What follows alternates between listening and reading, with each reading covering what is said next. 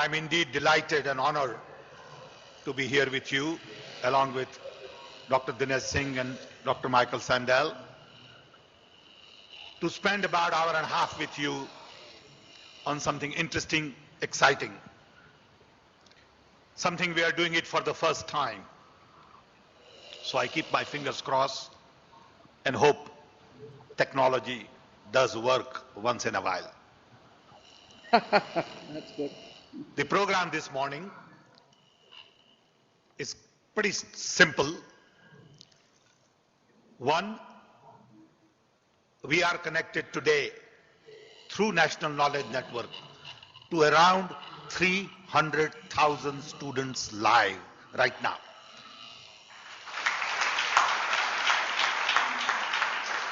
300,000 students are watching us, listening to us, and many of those will be able to interact. They are at a variety of locations. They are in Bangalore, Mumbai, Pune, Guwahati, Kharagpur, Kolhapur, Gujarat Vidyapith in Ahmedabad, Delhi University and Sri Ram College in Delhi. National Knowledge Network was set up just about 2 years ago. I have here Dr. Garola, Dr. Mani, two of the key individuals who have been sort of helping us drive this, along with Dr. Chidambaram, Dr. Raghavan, Y.K. Sharma and others. I want to thank them for all the effort they have put in to get us to this level. We are today connected to 900 nodes on Knowledge Network. Ultimate idea is to connect to 1500 nodes with 40 gigabit bandwidth, and that's a huge resource. This network is also connected to Europe, Asia Pacific, US, and it will be connected to many of the SAARC countries shortly. I want to also thank Delhi University for hosting this, taking the lead, giving us all the facilities, support. So the program this morning starts with about 10-12 minutes by me on democratization of information. Then Dr. Sandel will take over. He has been doing this on a large scale all over the world. He and I connected, in fact Rahul Gandhi connected two of us some time ago. We met in Chicago, talked about some possibilities like this just about a year ago. And we had a couple of experiments with him. One we had recently where he could connect 5 locations at the same time. Delhi, which was India, US, China, Brazil, and Japan, where he could talk to students in these 5 countries at the same time, take questions, collaborate, and make it more interactive. So his part would be a lot more interactive than my part. He would really call students to come and get opinions and get everybody going. I hope it works. If it doesn't, we'll sort of play it by the ear and change format a little bit. As Dr. Singh mentioned, I've been lucky to have the opportunity to get involved in several interesting activities in India. In early 80s, when we had 2 million phones, I got a chance to work on telecom. And as you know, today, we have 900 million phones. We are a nation of a connected billion. So the key challenge for us going forward is to see how we use this connectivity to build new India. And that's where I believe democratization of information is going to be very critical. We need to democratize information to hear voices of people, especially women, young, and people at the bottom of the pyramid. We have the technology to do it.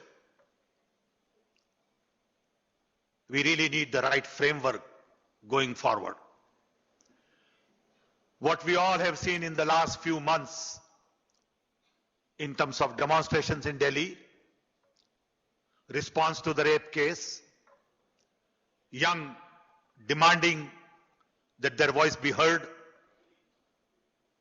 is an example of the new India that we need to build. We cannot go on the way we have been going on in the past. We all recognize that, and we are lucky to have the technology tools today to be able to respond to these kinds of demands. We have right to information, but information in India is locked up in Nadawali file in the government. We are trying to open that file, digitize it, make it accessible to everybody, and we are finding a lot of resistance in the system. We have 32 million court cases pending.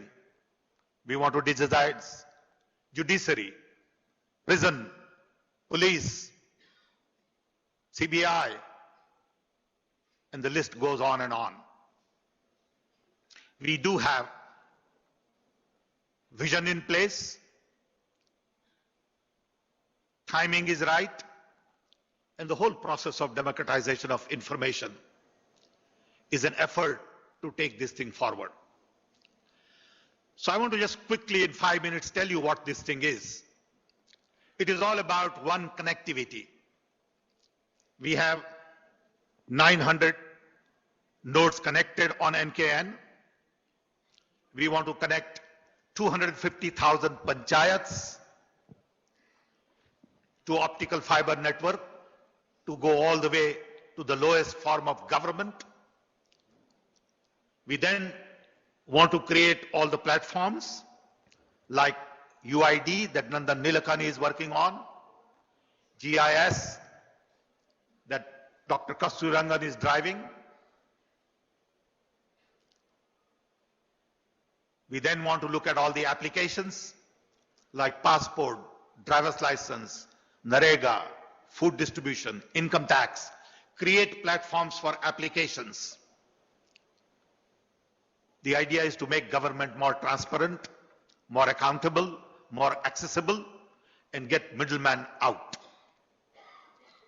We believe this will reduce corruption, this will simplify processes, but we'll have to re-engineer a lot of these processes. We also want to then create platform for cybersecurity, data centers, payment, procurement. Today, we have 10,000 software engineers working in the government to create all of these platforms. We believe in next 2 years, we will have most of this infrastructure in place. Connectivity for Panchayat would be in place, NKN would be in place, and all of the applications to start with will have the foundation for public to begin to use. This is a huge effort. No one has ever tried something this big anywhere in the world. And our numbers make it more complex because we have 1.2 billion people. We may have to do this in 10 different languages. But the fact is, when this is ready, the young generation will be able to develop applications of their own. They will learn to use this new tool in the manner they see it fit. Coupled with this, if you put in social media, you create whole new opportunities to connect, communicate, and collaborate. And I think the key in the future is to really collaborate well, so we in turn can build whole new infrastructure.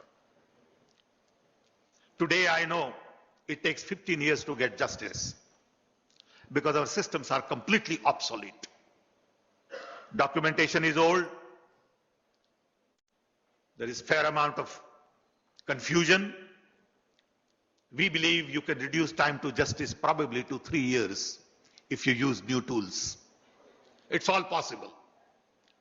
To me, almost everything we do today is essentially obsolete. How do we get birth certificate?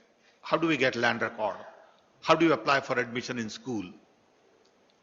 How do you file a court case? How do you file FIR? All of this needs to be changed completely. And that's where the focus on democratization of information is going to be critical. If I can take FIR digitally on video, I can't manipulate anymore because it's filed instantly.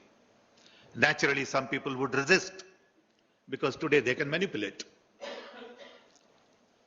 So there is huge resistance to this change that we want to bring. And we need support of the young to really push a lot of these reforms in the system. I can tell you, I'm trying to computerize government files for last 3 years. No support. Everybody says, great, good idea, we'll do it. Nobody does it. We have a platform for open government where we need to open government data. Everyone agrees it's a great idea. We ought to do it next week. For last 6 months, nobody wants to give you data. It is in this environment that we thought this kind of an experiment would be useful in creating new opinion. So we need your support. We also need to innovate, think differently, think out of the box, bring about change, generational change. Technology is just one piece of the puzzle. It's not the most important piece. The real change has to come in the mindset of people. And that's where I think Dr. Sandel is going to talk a little bit about justice, equality, and rule of law. At the end of the day, people make things happen. When we talk of innovations, I keep reminding of everybody. On one hand, you need policies, you need infrastructure, ecosystem, venture capital. But finally, people innovate. If there are no good people to innovate, you can't innovate. And the lecture that you will hear will sort of give you a feel for it. I have seen Dr. Sandel's lectures on web. I'm very impressed with his approach, with his reach, content, richness, and I hope we all get to experience that a little bit. This is the first lecture of this kind. If things work, we would like to do this every month. We also have Twitter going at the same time. There are a couple of young people in my team, Suhas, Sukhman, Vikas, and others. So we will be taking questions from Twitter as well. And there are hundreds of thousands of people live, online, watching this at their homes. I know of some friends in US already connected. So this is an interesting exercise. Let's see how it goes. With this, I want to welcome Dr. Sandel. Michael, floor is yours.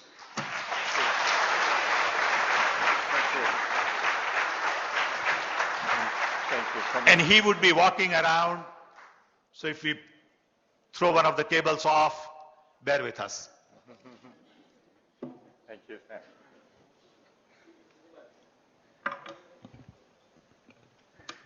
This is an amazing crowd right here in this room.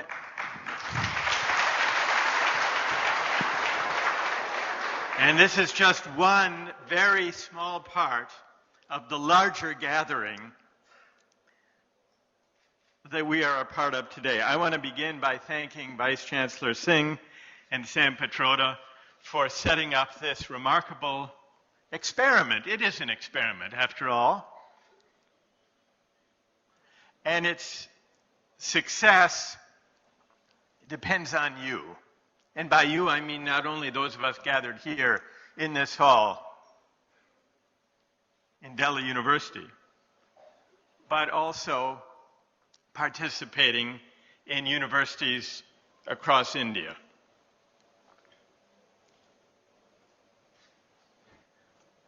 The National Knowledge Network, I've just been learning about it. It's a remarkable experiment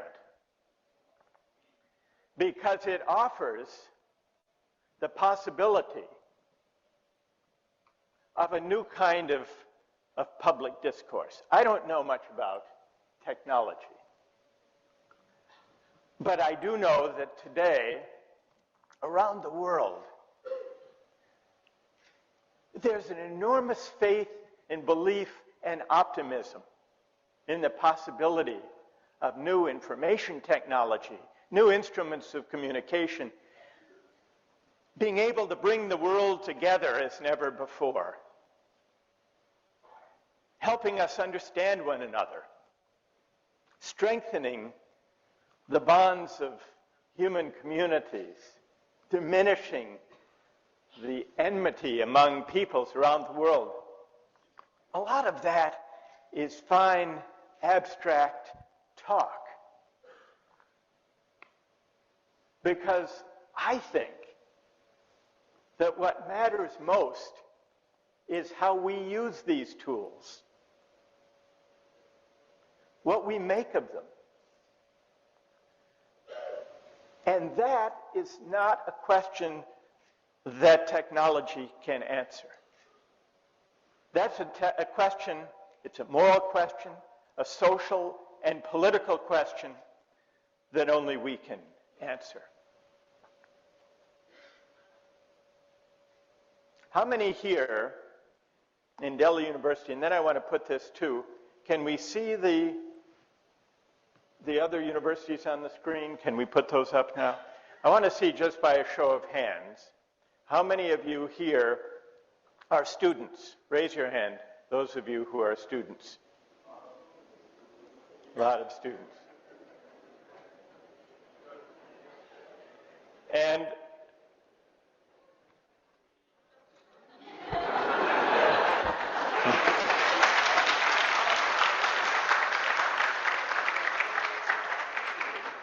then we'll have to include them in the discussion too. Sure. I want to hear especially from students here at Delhi University, but also at the universities that are connected. There they are, some of them. Yep, they're all there. Now, those of you who we now see on the screen, universities across India, raise your hand though while we're still looking at you on the screen. Let's see if they can raise their hands just to see if they can hear us and if we can see them.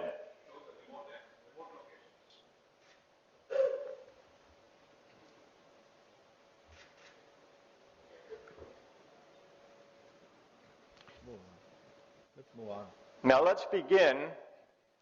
I'd like to begin, since I want to test my hunch that what really matters is public discourse. All right, now we see some of the linked universities. Raise your hand, those of you in those universities who can hear me and see us here at Delhi University. Raise your hands if you can hear us. Yep. There they are. It's working already.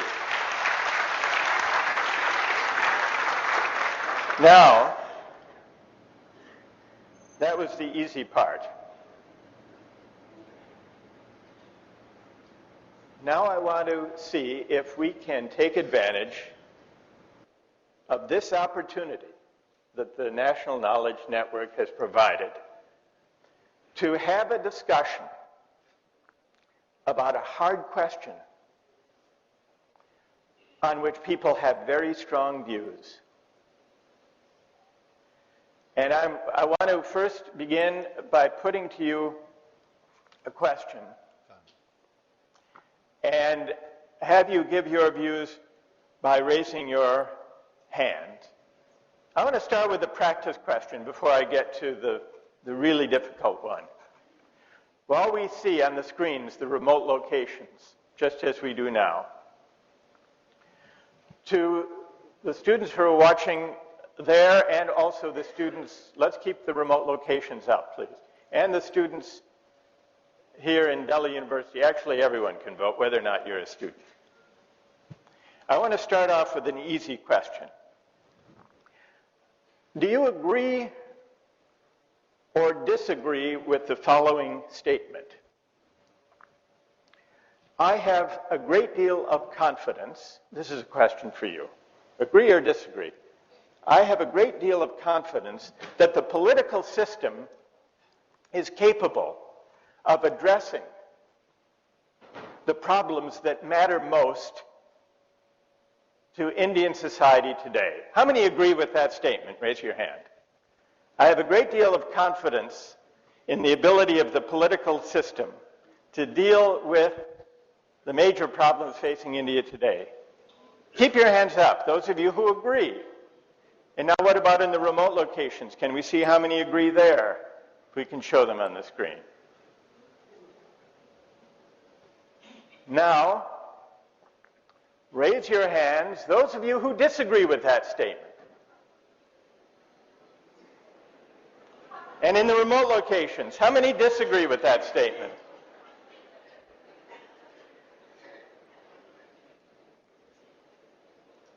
Quite a few. In fact, it looks like an overwhelming majority. Well, that isn't the hardest question we're going to discuss today, but it does suggest something about an attitude that is widespread in democracies today of deep frustration with political institutions, with political parties, and with the way democracy is working. And I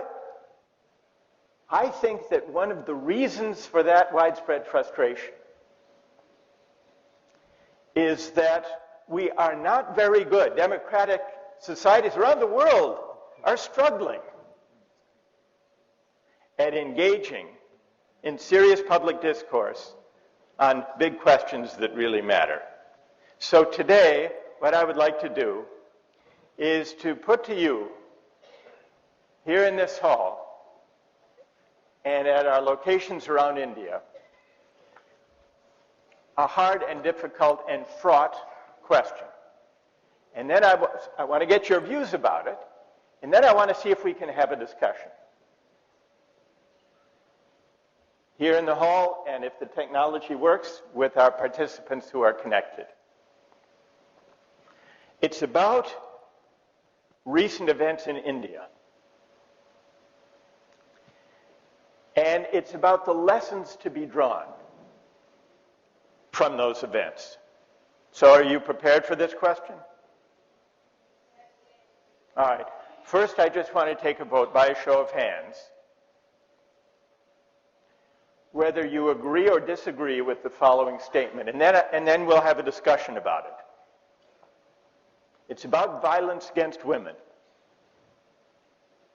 The statement I want you to respond to is this: dealing with violence against women requires more than better law enforcement and swifter criminal justice. It requires a transformation of the roles and relationship of men and women in Indian society. How many agree with that statement? How many disagree with that statement? How many disagree? Not too many of this. Are you sure you're not just being bashful? You need to be brave if we're going to do this. How many disagree? All right, well then maybe we will find some disagreements in answering the question of how and what kind of transformation in the role and relationship of men and women should be carried out or aspired to. So let's begin. You ready for this? Let's begin our discussion Most people just now have said that there needs to be a transformation of the roles and relationships of men and women in Indian society. Who, and I'll begin here in Delhi University, and we have people with microphones. Those of you who have the microphones to carry them, raise your hand so I can see where you are. All right. Here's the first question then. How do you think? You think the terms of relation between men and women needs to be transformed in Indian society? How and in what way? Who will begin our discussion? Yes. Stand up. Tell us your name. We will get you a microphone. Microphone there. Give her a microphone. Quickly. We have 5 microphones, so let's spread it.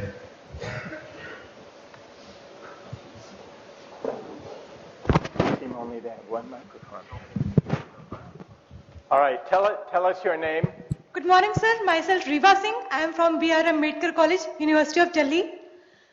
Sir, the mindset of male, actually in India, we are having a male-dominating society. And this male-dominating society is very narrow-minded towards females, especially in villages. And this is the conclusion, what we have as Khap Panchayat. And there's a need of change. And I can't say that this can be changed by a change of mindset, but stringent laws should be applied, and education system, it should be improved. And females should be given the priority in the society, because once they come up, they'll handle the society, but they're not getting the chance. All right. Thank you for that. Who else? And what I would like to hear are some concrete suggestions about what should be changed in attitudes or social attitudes toward women or social practices. Yes. Go ahead, toward the back. A very good morning, sir. And first of all, I want to say that this is a privilege to hear from you. I'm from Miranda House, Department of Zoology. Sir, I want to say that the child itself has, through the education system, he has been taught that when he's asked, what are your parents doing? He has always been given a feedback that my father is in the office and my mother is in the kitchen. So this is the thing which has been taught to the child in his in the childhood. And how should that be changed? So first of all, when your roots are built up, your foundation is that female has to be dominated by men. Men always go out, female are always in the home. This feedback that the child gets. All right, let me ask you this.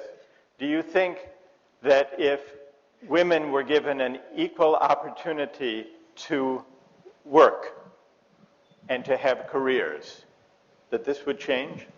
Sir, today the women, this is not that domestic violence was not happening in the women during past. But today when the women have come out from their home, they are more aware for their security. Yes. They are coming up.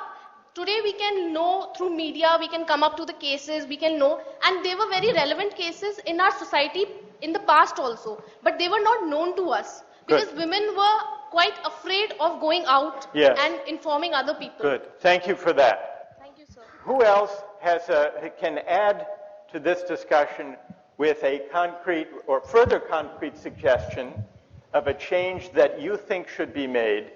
Yes. Go ahead. Toward the back. Yes. Good morning. Right here. The person in the blue shirt, and then we'll come back to you in a moment. Go ahead. Good morning, sir. Sir, I am Shubham from Department of Chemistry, Zakir Hussain College. And although the medieval period ended about 500 years ago in India, we are still in dark age.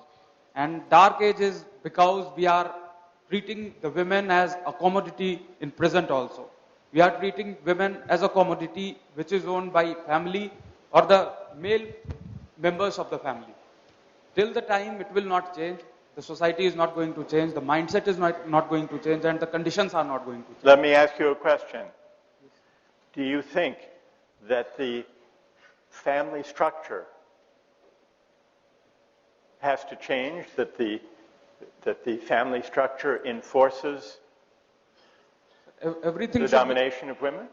everything should be changed, because when we enter in the school, in the kindergartens or in the play school, in the classes, in the starting classes of the school, there are separate rows for girls and boys in the majority of the schools of our country. So the discrimination starts from the beginning. If the discrimination is not made in the beginning, it will not make the roots which are becoming violent in the adult group. All right, so we've had two different kinds of answers. Thank you for that. One has to do with the labor force, careers, access to careers, working outside the home. The other has to do with the structure of the family and the role of women within the family. Yes, toward the back, woman in the red. Do you have? Go ahead. I want to take one more comment from Delhi University, and then I want to call on some of our participants who are connected. Yes, go ahead. Right here in the front. Good morning, sir. Myself, Rutba, Pol Science Honors, Indraprasth College. Sir, definitely equal opportunity to work in education is one phase where changing roles can help. But it is not only about opportunity concept of freedom, but also exercise concept. That is to say, to what extent women are actually able to exercise the freedoms that they're given, whether or not their work is being given the weightage that it really deserves. And why you suggest this is an interesting distinction. Did everybody hear and understand the distinction between the opportunity, yes, sir. freedom of equality of opportunity in the workplace, let's say, Yes, sir. or in education, Yes, sir. and the ability to exercise that opportunity? What's the difference? If you could imagine a society where there were, under law, equal opportunities in education and employment for men and women, why would that, do you think, fall short of answering what you call the exercise understanding of opportunity?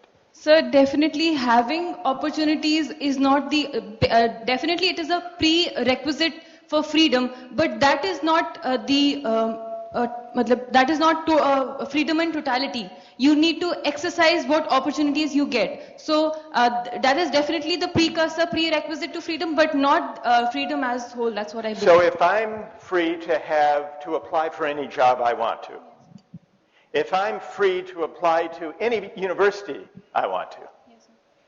I'm still not fully free unless I can actually get the job or attend that university. Is that what you mean? Achievement of external impediments, impositions of external impediments is you are just being given the opportunity to freedom. But reaching your goal is not unfreedom, but not being able to reach your goal can be termed as unfreedom. That's what I believe. What do people think about that? That it's not enough, but tell me your name again. Rutba. Rutwa? Rutba. Rutba. Yeah, thank you. Did I get it? All right, Rutba. Rutba's idea is that equality of opportunity in education and employment are not sufficient conditions of true freedom. Yes, sir. Freedom requires that men and women actually exercise the freedoms that the law and the structures and institutions of society make possible. Yes, sir. Is there someone who disagrees with that idea, who would like to challenge that idea? Yes? Wait, no. I want someone who, you've already had an opportunity. I want to hear someone who hasn't spoken yet, who disagrees. What about way in the back? Who disagrees? Is there someone at our remote locations who would like to address this argument? Anyone in the remote locations? Okay, in Gujarat, I see someone. Let's see if we can bring in Gujarat. There are a couple of people there who would like to speak about this.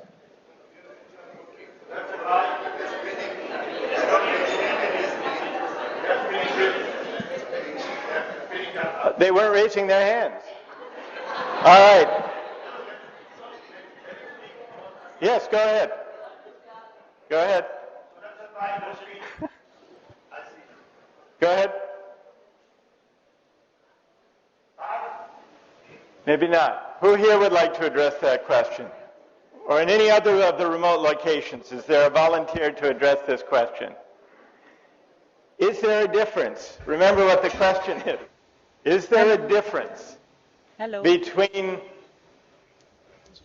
equal opportunity for jobs and for education and actually exercising? Does true freedom require that you exercise? Who would like to address that question in any of our remote locations? Do we have some? Hello, I am from Shivaji University. I want to interact. Go ahead. Hello, can I interact? Yes, yes. I am from Shivaji University, Kolhapur, Maharashtra. All right. We can hear you. Yes, I want to interact regarding the question you posed. Actually, the family is the basic ground where patriarchy is nurtured, and that is where power relations are taken into consideration between the male and female.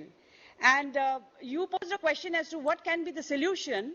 The solution is, as you rightly pointed out, is we need to give equal opportunity to the male as well as female right from the family level as well as into the society.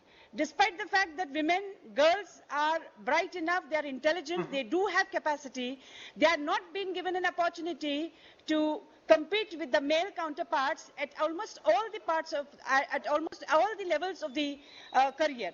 And so I feel that equal opportunity is the basic necessity from the democratic point of view, and the starting ground would be the family. Thank you. All right, may I ask you a question? Thank you for that. May I ask you a question? Yes, sir.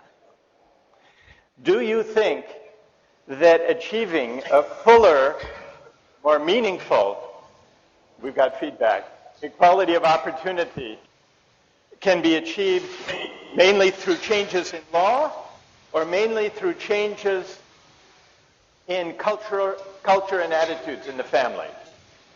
So it is basically the mindset that needs to be changed, and that is through the culture of the society. The technology comes later on. Only if the mindsets and the attitudes of the men and women both needs to be changed, and that is how we can have a transformation in the society. Okay, thank you for that. Is there anyone in Delhi or in any of the other remote locations who would like to address this? Yes. Kharagpur. Sitting on the aisle. Stand up. Kharagpur want to talk. Sir, good morning. I am Albert Abraham doing PhD in Delhi University. And what I feel is that each woman has to be economically and intellectually self-dependent. That would be the only solution.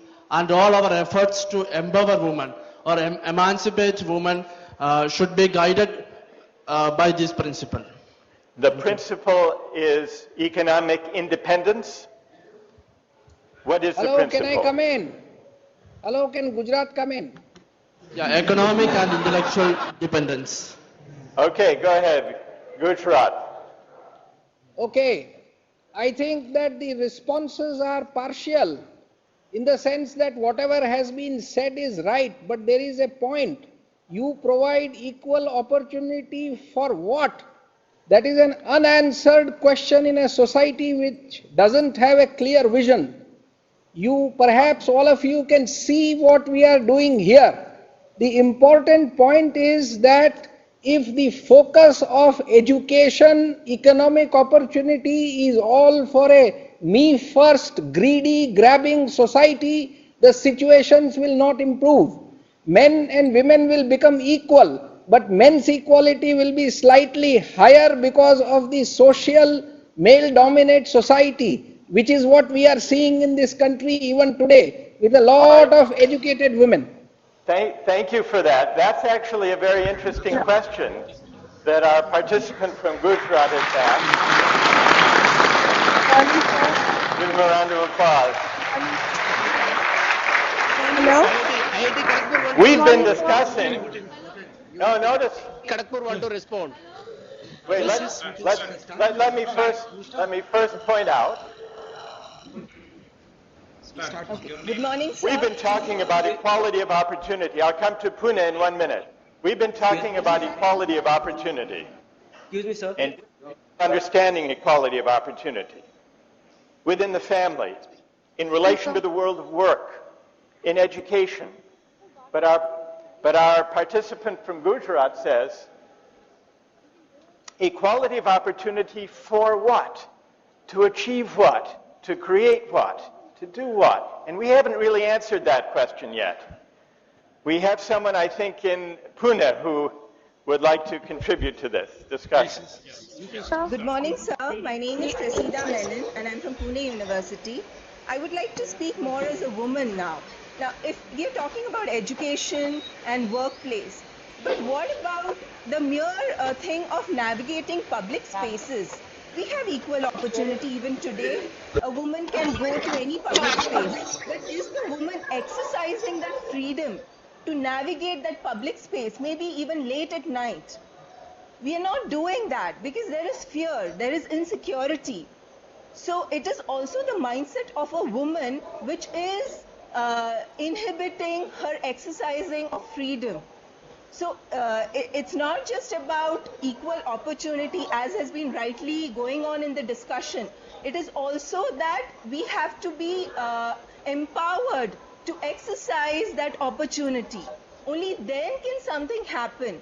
Because if we can go and navigate the public spaces without any fear, like somebody will stalk us or somebody will follow us, then probably we'll have that equality in the society. And this is a very basic thing. If I want to stay late up at night, just like a man would, and say take a walk in the garden in my university itself, it's not really possible.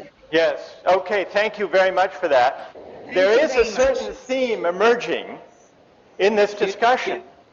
If we consider this last comment from the woman in Pune, she says it's not only a matter of equality of opportunity in the sense of legal equality, because if we consider public spaces, there is an equal right legally for men and women to enter public spaces, including late at night. But women, she just now suggested, are not empowered to exercise, it's back to the exercise concept of freedom, that opportunity because of fear, because of insecurity. And so there are really two different philosophical ideas that have emerged from this discussion, even as we've just begun. One is the idea of equality of opportunity, equality under the law, non-discrimination under the law, equal access to education, to universities, to jobs, to public spaces. That's one idea. But then we've heard several critics of that idea who say that principle is not strong enough because it misses the dimension of empowerment, which is just what the woman in Pune emphasized, or the ability to exercise in a meaningful way that opportunity. Are there others who would like to contribute to this discussion from our... Lady Sri Ram College would like to come in. We'll go back to the back of the room in Delhi. Yes. Go ahead. No, the woman raising two hands, we'll let her do it.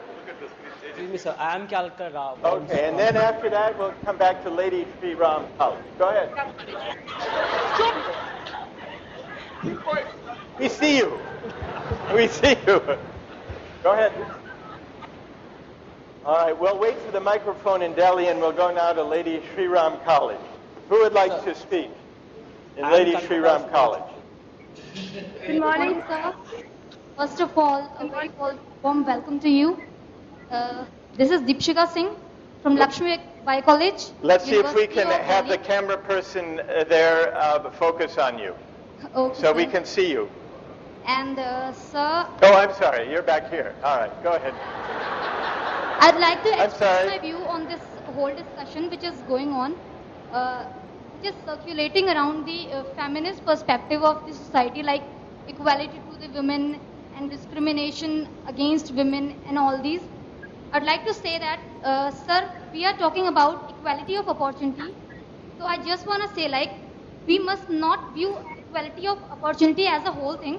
We must view it as a heading of a whole topic to which we have to prepare. Like, this is a thing that definitely our government is doing a lot of things for the upliftment of women in society. But what I felt and noticed in my life of 20 years is that sir, government is definitely doing many things. It is taking definitely many steps for the upliftment of women, but still every step of the government is incomplete in a sense, like something is missing everywhere. Like, And can you identify a common thread in what you think is missing? like sir, if we will see the educational field. So we are studying in University of Delhi, and we are paying around 5,000 for the whole year, or 6,000 for the whole year, and it is very less in comparison to other private universities in India, like IP University and many more universities, which are charging around 1,35,000 per sem or 2 lakh per sem. But sir, if we will see about the aspects like the system of re-evaluation, so for a girl or for a boy, we are charged 1,000 per subject for re-evaluation. Yes. Then sir, in that case, if the girl is a girl, like if the family is having 4 girls and 1 boy. All right. In that, thank you for that. I want to hear from Lady Shri Ram College. There are a number of people there who want to contribute. Yes. Go ahead.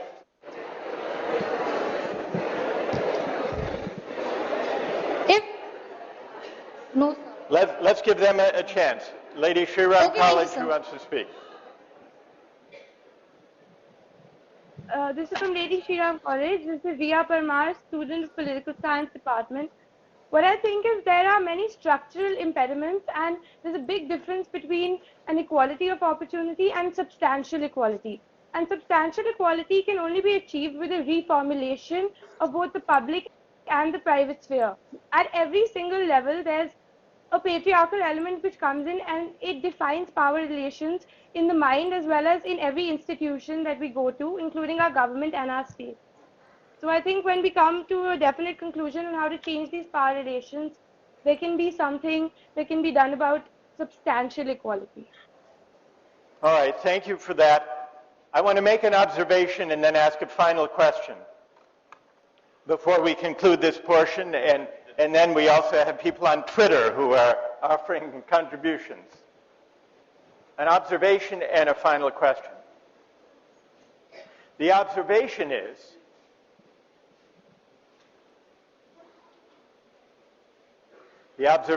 this. Yes, yes. Can you hear me? We began with a question, and almost everyone agreed with an answer to that question. That violence against women is not simply a matter of law enforcement and criminal justice. It's also a matter of changing the roles and relation of men and women. But then as we discussed what those changes should be and what vision, what moral and political vision should animate those changes, there were actually 2 competing strands, 2 competing philosophical ideas. One of them emphasized equality of opportunity. The other emphasized something beyond equality of opportunity. It was differently expressed. Sometimes it had to do with empowerment. Sometimes it had to do with effective exercise of freedom. How to work out the ideal of equality, what it means to go beyond equality of opportunity as a formal principle That's an issue that we have just begun to discuss. But you can see that even that question, which points to big philosophical arguments on both sides, generates quite a lot of disagreement. I'd like to make a final observation about this project in which we're engaged, this experiment. We've just begun this experiment in technology, using the National Knowledge Network, not just to connect people in the abstract, but to connect people to engage in the discussion of questions that we all care about. There is a tendency to think that technology, new technologies of communication, can solve deep human, moral, and political problems. Some people welcoming a new technology of information and communication put it this way: now, thanks to technology, time and distance and space are overcome. Now, thanks to technology, all the peoples of the world will be able to understand one another and to sympathize with one another. And some even said of this technology, this will make war obsolete. Do you know what technology they were talking about? The telegraph, which was an early version of the National Knowledge Network. And there were great hopes when the telegraph was invented, that now the differences between persons and cultures and societies and nations and civilizations would be overcome and would give way to human understanding and compassion and sympathy. But technology never works that way. And I think despite the promise of new communications technology, it won't work that way today either. Because what that idea misses is that what matters most is not just connectivity, but community. Not just networking, but deliberating together about big questions that matter. We've done a very small preliminary experiment today, not only in technology, but also in that kind of public discourse and public deliberation. And so my hope, Sam, my hope is that through education, through social movements, through a more active civil society, we will use the opportunity presented by the internet, by national knowledge networks, by new technologies of communication, we will use them as instruments of a better kind of democratic public discourse, where we learn to reason together in public about big questions, including questions that raise hard and fraught moral questions, like the one we've been just discussing. Whether that happens is not something that even the best network of technology can answer.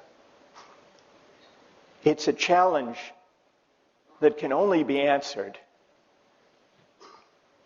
through institutions of education, through deepening democracy so that we elevate the terms of public discourse to address questions that people really and rightly care about. And it depends in the end on our capacity to be and to become better democratic citizens capable of this kind of discourse and argument together. Thank you very much.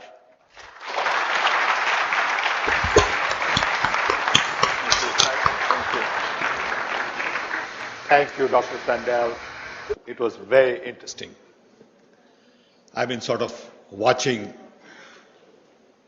audience here and audience at remote locations. And I see a lot of energy in this young crowd.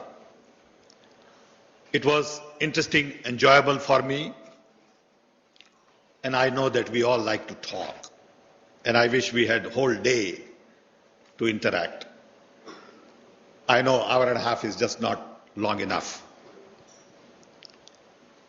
The message also is that people want their voices to be heard, and they have something to say, and in the past we haven't heard them well.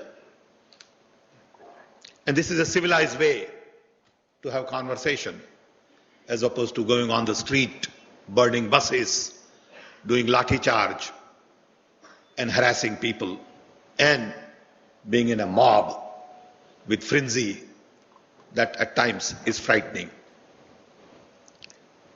This is also an example of respecting each other's opinion, agreeing to disagree.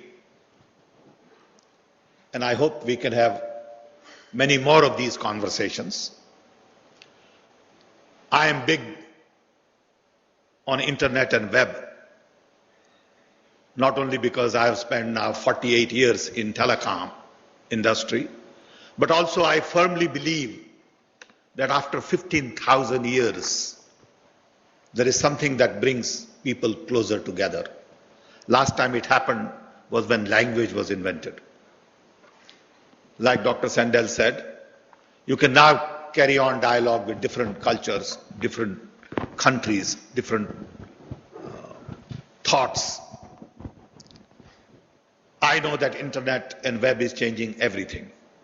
It is changing the way we educate, way we learn, govern, socialize, entertain, work at home, work in the offices. And I hope our young begin to understand the new opportunities, because we do have a challenge, mainly because we have 550 million young below age of 25. We got to create 15 million new jobs every year, year after year. And it will require a whole different way of dealing with our society. We need to change, and I hope today would be sort of another instrument in this journey for change. You need to change, I need to change, we need to change if we want to build New India. And I think it is time to begin to build New India. And I hope Knowledge Network can play a small little role in this. Thank you, Dr. Sandel. I hope we have more time to talk. I believe there are a couple of Twitter questions that you might want to take now, because the Twitter audience would be disappointed if you don't answer one or two. I know there will be a headline in the paper tomorrow that they did not answer Twitter questions. They will forget about all this stuff. Our great media will jump on our inability to answer questions, and somebody will say there were tough questions on Twitter that both refused to answer. So please help me. Well, one of the Twitter comments comes from Tabish Azim, who says there is a difference, an example being women being restricted from exercising freedom after marriage in spite of education. Now, I assume that this is a response to the part of the discussion we just had, having to do with the difference between formal opportunity and maybe, in a certain way, equal opportunity to get an education, but an inability to exercise that freedom, given, Tabish is suggesting, the institution of marriage and the family and the way it's enacted. And this also goes to the part of our discussion that had to do with whether changing the law or changing social practices and cultural attitudes is the best way or the necessary way of transforming the role and standing of women. And so I think that that's a very powerful example of precisely the dilemmas that people raised in the discussion. We have a second Twitter comment from Prakhar Misra, who says, it's a question, how can we make the government more interactive and transparent? It's interesting that it's put this way. Interactive and transparent, those are good things, I suppose. We want government to be interactive and transparent. But it's also interesting to me that we use the language of interactivity and transparency these days instead of an older language. It's almost as if it replaces an older language of democracy and accountability. Now, I'm all for transparency. That's a good thing. And Sam, you've been working on that. We are trying. But transparency is not a value in and of itself. It's an instrumental value. Really what it means is enabling citizens to see what previously was unavailable to them. Information, primarily. But just seeing, that's not all that citizenship or democratic citizenship is about. Because to be a citizen is not only to have access to information, it's to be able to act, to intervene, to complain, to argue, to disagree. And so I think it's important. I don't think Sam and I disagree, but it's maybe a difference of emphasis in the way we come at this, given our different fields. I think important, though transparency in government is, we shouldn't allow it to distract us from the larger value of democratic accountability, which is an active stance. It's a civic virtue. Transparency, like technology, is a tool, it's an instrument, it's a precondition. But it's not by itself, it doesn't give us the content of civic engagement and democratic activism. It's a precondition of it and important in that sense. Since we have little more time, and we have I think it'll be good also at some point in time after you finish a couple of Twitter questions to give chance to our friends in Calcutta, yes, Guwahati, Bangalore, and Mumbai. Just a quick. All right, I see a hand in Calcutta. Before we go back to Twitter, let's see what the person who raised question from Calcutta has and then we'll go back to Twitter. Go ahead. So instead of a question, I just wanted to comment that the point raised about the equality and the opportunity. First, having opportunity is not the only important. Can you point. hold your microphone close to your mouth? Eat it. Can you hear me? Yes, now we can.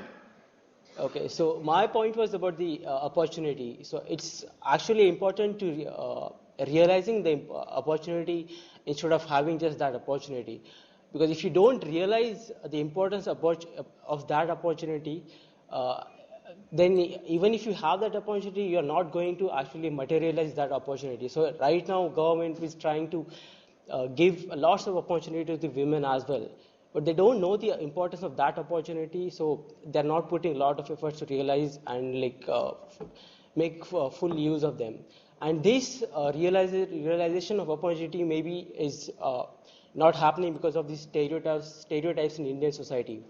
And my point is these stereotypes maybe can be removed by implementing the basic family values. For example, my professor commented is that when a child look at his parents, so there is a distinction between roles. So the mother cooks and the father is he earns for his house.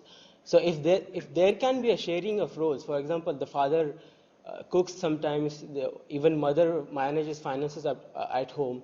So this sharing Right. of roles might help to change. Okay, we got it.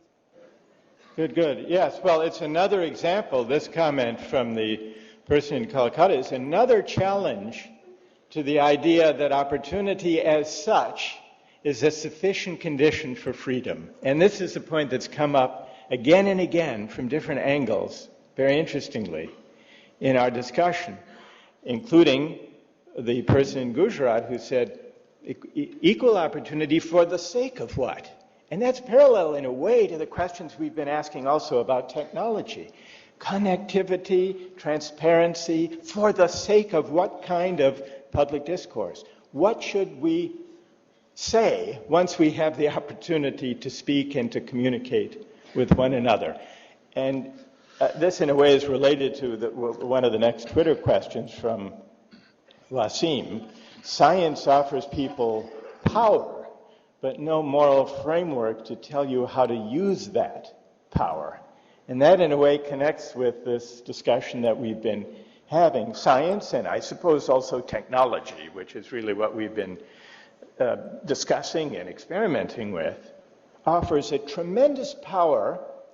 It offers an opportunity to go to that concept that we've been discussing, but it does not supply, Wasim I think is right about this, it does not supply a moral framework that can tell us how to use that power. So again, we come back to the idea that has arisen in so much of this discussion, that the moral framework and the civic purposes that we bring to new technology and its opportunities, and to the opportunities afforded us by law, make all the difference. Make all the difference. Now, there's another remote location, Sam. You said that we... Kharagpur, I see a lot of people in Kharagpur, and they are also law students. If they don't get a chance, they'll be disappointed. We are Can we only have a one question from Kharagpur? That's great. program. We want to respond. One question from Kharagpur, please. Yeah, yes, please. They're fighting about who will have that opportunity. I think you should have a lottery. Am I audible? Introduce. Am I audible there? Yeah, if you hold your microphone, even it will help. Yes, sir. Hello, sir. I'm Gaurav. I am from law school from IIT Kharagpur. And I think the whole discussion started with the condition of political system and then crime against women, then equal opportunity. And there are many other problems. I think there is one basic element which is present in every of this discussion. That is enforcement mechanism. Today, our policing system, which is the basic system which protects the legal and fundamental rights of every citizen in this country, it is crippled from top to the bottom. I think a common man, if it is slapped today, it finds it very inconvenient to go to police and it finds difficult to register an FIR. So I think until and unless that enforcement mechanism is empowered, made effective, I think nothing, no change, no social change could work out that effectively. I am agreeing that these are also the problems, but the first we need to look upon is the enforcement mechanism. I think there are enough laws in India which are in favor of women and which are there on paper, but the lack of enough enforcement mechanism makes it ineffective, makes it intangible rather than tangible. So a common man cannot exercise those rights even if they have them. So I think one common element which is basic necessity needs to be improved is policing system. Got it. Thank you. It's a point that we hadn't really discussed. We've not focused in this discussion very much on the enforcement of existing laws, in part because earlier on in the discussion, almost everyone agreed that it's a problem that goes beyond legal enforcement. But the point raised just now, I think, is an important reminder that the criminal justice system matters, and the way in which existing laws are enforced matters. And so I don't think that our focus in this discussion on broader cultural and moral themes should obscure that, the importance of that, of the criminal justice system and the enforcement of existing laws. We have, so should we, you want me to take Can you read it? Yes. We've got, one question is from Tabi Shazim. Your thoughts on how this National Knowledge Network experiment today has turned out? Well, I think it's turned out pretty well. We've only just begun, really. I think it's great. I think it's great. I think what it does show, well, are a couple of things. First, the tremendous potential here for a kind of public discourse, reasoned public discourse, that can take on big questions that involve competing values. That's the hardest part. Competing values where we disagree, and yet where we can reason together, argue with one another, deliberate together about the meaning of equality and of opportunity and of freedom and of citizenship. And even if we don't come to some neat conclusion, which we certainly didn't come to in this brief discussion, the ability to reason together and developing those habits of civic deliberation, that's what creates a democratic culture and deepens a democratic culture. And that's what makes for a better kind of democratic citizenship. So I think the experiment has been a great success, and it simply shows us how much more work and how many possibilities we still have before us. Was there do we have time for one last remote location? I think we need to go back to maybe Bangalore, Guwahati and Mumbai. Those are the three. Okay. We need to have an opportunity. Any interest from Bangalore? Lady Sriram. Guwahati want to. Okay, let's start There is with a question. Bangalore. Okay, please. Hello, can you hear me? Yes. I think we should, for the immediate sake, for the immediate effect, focus more on the policing thing and implementing the current laws rather than focusing on the attitude. The attitude will come gradually with education. As education penetrates deeper into our society, it will get better with time. But for immediate effect, we should focus more on the implementation of laws. Right. Okay, so here we come back to this question, the different emphasis people place on the enforcement of existing laws versus changing cultural attitudes and social practices and relations within the family. And so I think in this last round of the discussion, we've heard more voices emphasizing the enforcement of law, maybe as a prelude or a precondition for the gradual education and changing of cultural values. Who do we have next, Sam? Next we can go to Guwahati. Sir, I'd like to ask a question. Can you hear me? We can hear you. Yeah, sir, actually it's something that you'll understand. I believe in Rawls' idea that all our strengths and handicaps are not of our own doing. So when we are talking about justice and equality, we'll have to nullify those handicaps. I mean, we'll have to empower women over men at the sacrifice of meritocracy.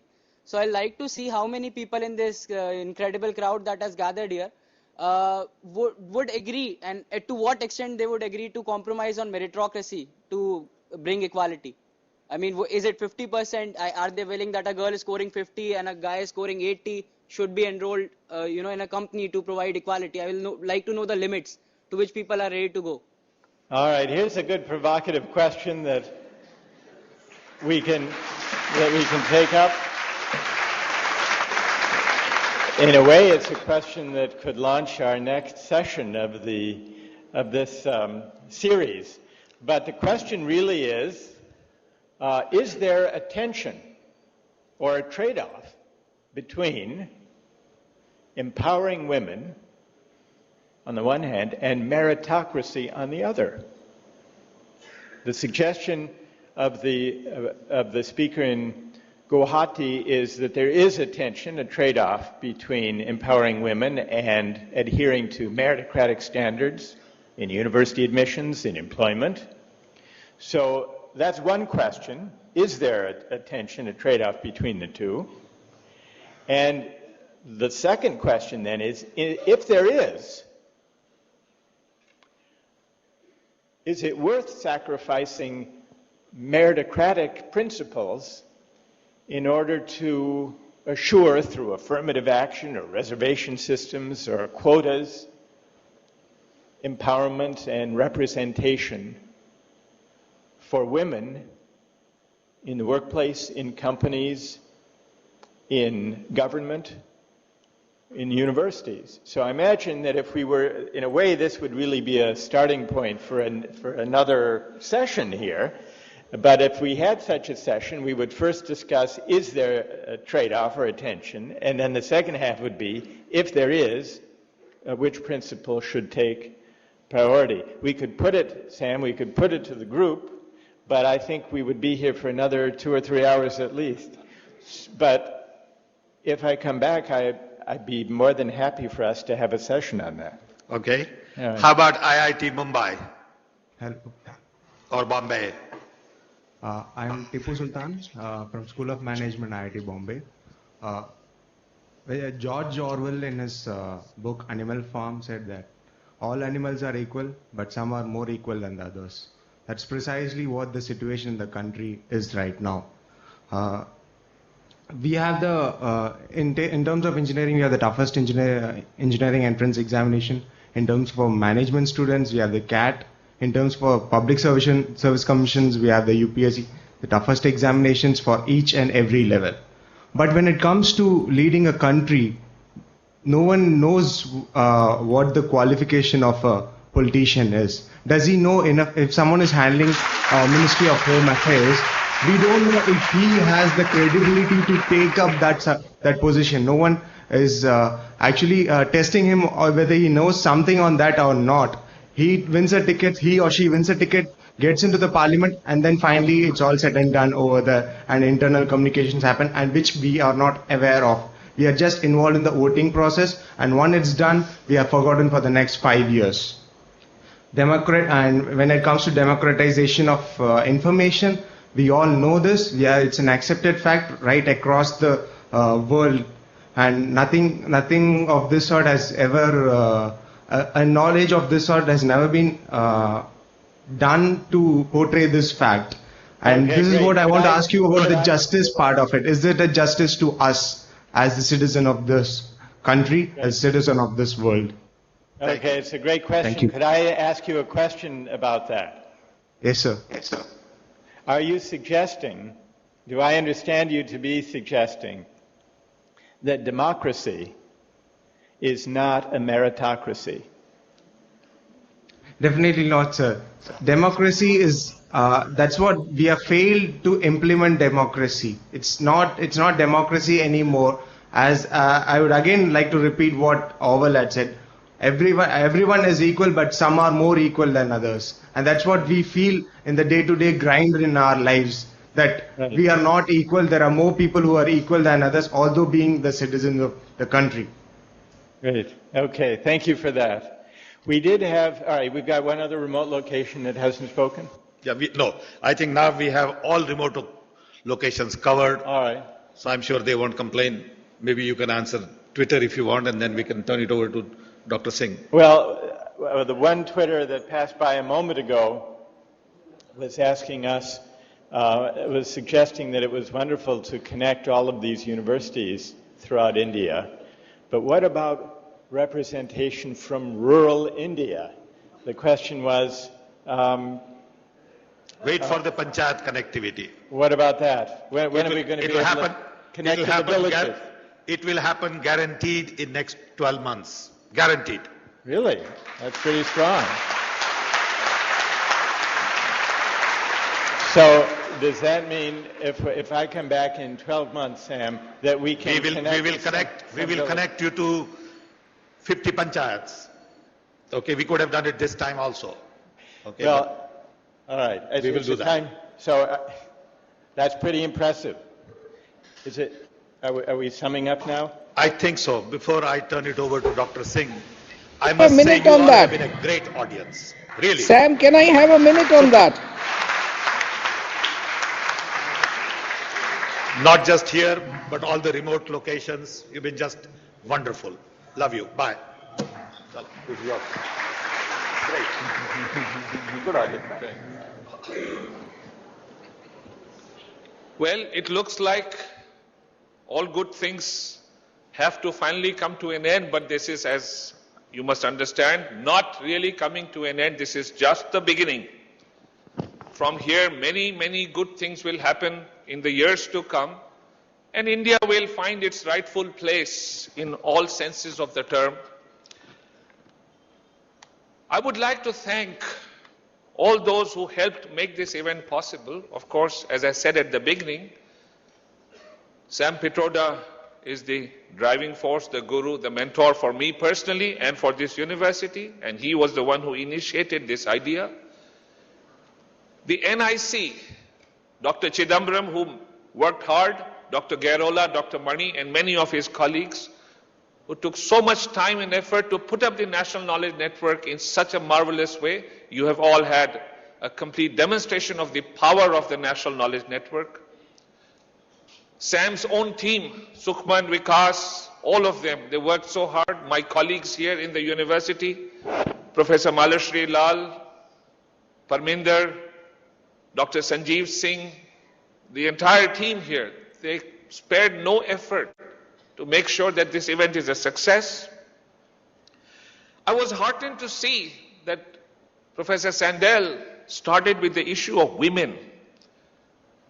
It is important for us to recognize this, the power in society that women can wield if they are given their rightful place. Let us not forget that the message of Christianity went to Europe through the work of Roman women. The Roman men crucified Christ. It was the women who saw what Christ was, and they carried the message of Christianity. Remember that Emperor Ashok became what he became because of his wife, who converted him to non-violence in Buddhism. Mahatma Gandhi, all his life, said that he learned the lessons of non-violence from his wife, Kasturba. So the power of women, and I'm so grateful to Professor Sandel that he has once again brought this issue into focus, and I could see that our youth are exercised by these issues, and the more we dwell on them, the better it will be.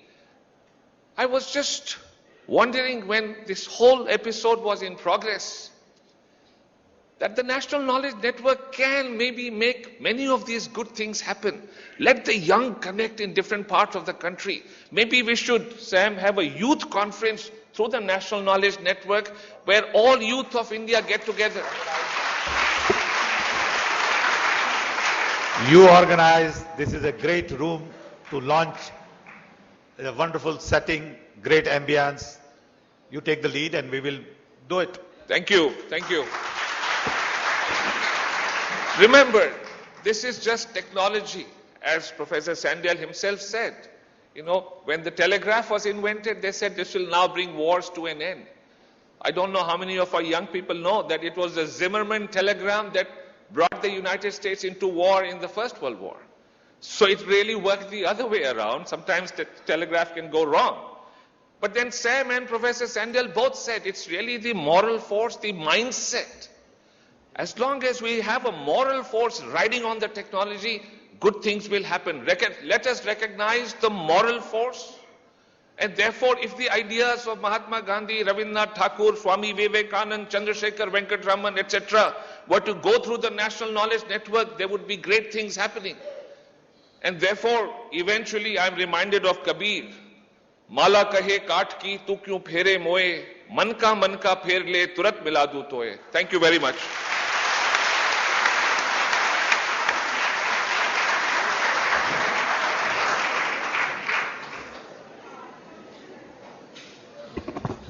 By the way, this is Dr. Mani. This is Dr. Mani, who single-handedly helped us build Knowledge Network.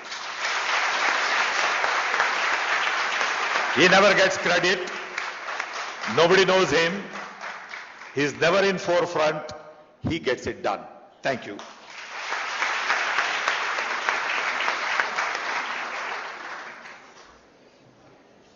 We will open it. We will open it. Okay. Follow the instructions.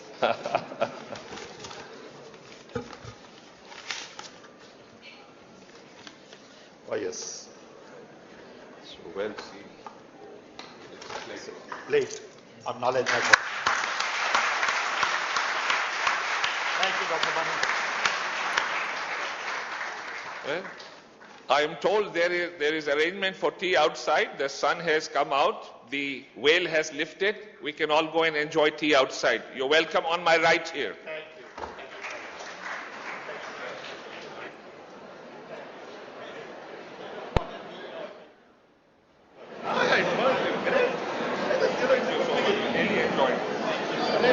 I hope you enjoyed it. Yeah, God, the power of technology, finally we harnessed it. The whole country. This has never happened before.